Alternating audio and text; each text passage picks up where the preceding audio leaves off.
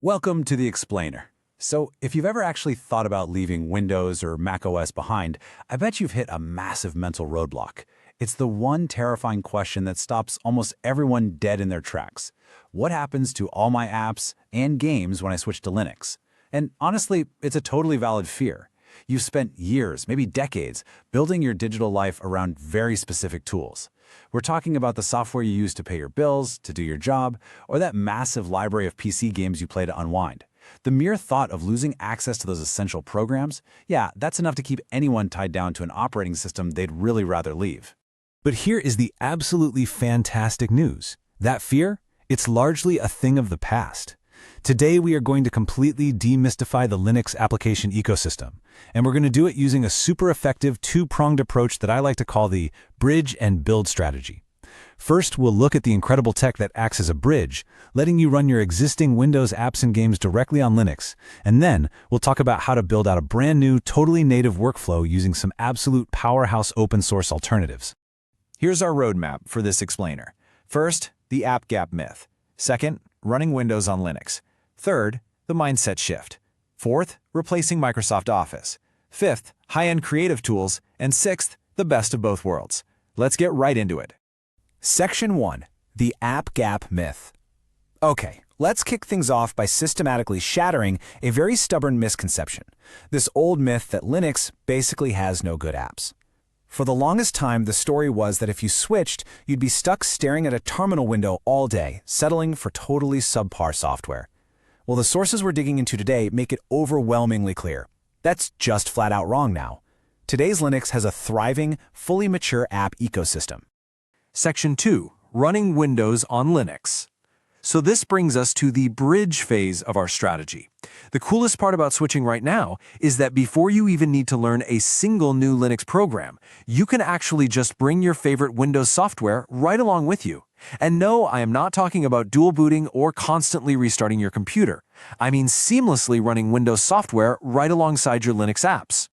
The secret sauce making this bridge possible mostly comes down to two technologies, Wine and Proton. Now, this is crucial. These are not emulators. Actually, the name Wine literally stands for Wine is not an emulator. You see, emulators create this heavy, slow virtual machine that just eats up your computer's resources. Instead, Wine and Valve's gaming-focused version of it called Proton are real-time translation layers. Think of it like a live interpreter. When a Windows game tries to use DirectX to draw something on your screen, Proton intercepts that request and instantly translates it into Vulkan, which is a graphics language Linux naturally understands. Because this translation happens completely on the fly, you skip the massive performance hit of virtual machines. Your games and apps run lightning fast, sometimes seriously even faster than they do on Windows itself. Setting this up has gotten almost ridiculously easy, mostly thanks to a fantastic app called Bottles. It gives you this beautiful, clean interface to manage your Windows apps. The workflow is a breeze. You just install Bottles through your Linux App Store as a flat pack. Then you download your normal .exe Windows installer file. You hit Run Executable inside Bottles to run that installer just like you normally would. And finally, you click one button to make a desktop shortcut. Boom, done. You're launching your Windows app right from your Linux desktop like it belongs there. And Bottles is just the start. There are other incredible bridging tools out there. If you want maximum integration, there's WinApps. It runs a Windows RDP server in a background virtual machine container, so stuff like Microsoft Office looks and behaves exactly like native Linux apps. You can even right-click a Linux file and open it straight in the Windows app. For all the gamers out there, Valve's Steam Proton is baked right into the Steam client. You literally just click play on your Windows games and they fire right up on Linux. And hey, if you need dedicated corporate support to guarantee a specific Windows program works, there's Crossover. It's a polished, premium version of Wine, and buying a license actually funnels money directly back into funding the open source Wine project. Win-win. Section 3. The mindset shift. So the bridge is there. You can absolutely keep your dependencies.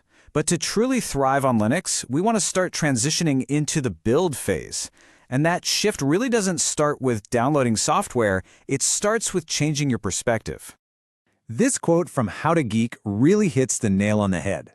The move to Linux is just incredibly empowering. Think about it. On proprietary operating systems, you're constantly locked into these endless subscription models. Features get added or killed off on a whim, and you never really own the software you're relying on every single day. Embracing native, open-source applications changes all of that.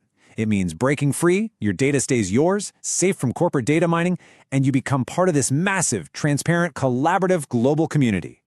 Section 4. Replacing Microsoft Office. All right, let's tackle the elephant in the room. For most professionals and students, the biggest hurdle is replacing the Microsoft Office suite. Now sure, WinApps lets you run it using the bridge strategy we talked about, but moving to a native Linux alternative is ultimately going to be faster, more secure, and completely free. When you're ready to make that jump, you've got two outstanding native options. First up is OnlyOffice. If muscle memory is everything to you, OnlyOffice is basically a one-to-one visual clone of Microsoft Office. It looks and feels instantly familiar, and it handles modern document formats perfectly. But then you also have LibreOffice. This thing is an absolute powerhouse. It handles word processing, massive spreadsheets, presentations, even databases. It reads and writes standard DOCX and XLSX files without breaking a single sweat. And the best part? It usually comes pre-installed on most Linux distributions the second you boot them up. You can manage your business or write a thesis without paying Microsoft a dime. Section 5. High-end creative tools. Okay, but what about the creative professionals? The grip Adobe Creative Cloud has on the industry is intense. But listen, Linux has quietly become a total beast for high-end creative work. Let's talk video editing. If the idea of ditching Premiere Pro gives you anxiety, you need to meet DaVinci Resolve. We are not talking about some basic, watered-down alternative here. DaVinci Resolve is a true professional-grade, Hollywood-level application, and it runs natively on Linux. Now, it does have a bit of a steep learning curve because of its node-based workflow, but its color grading tools, they are literally second to none. They offer a massive, crazy-capable free version and a paid studio version that unlocks advanced AI features and noise reduction. It is best-in-class software used on actual blockbuster films sitting right there on your Linux desktop.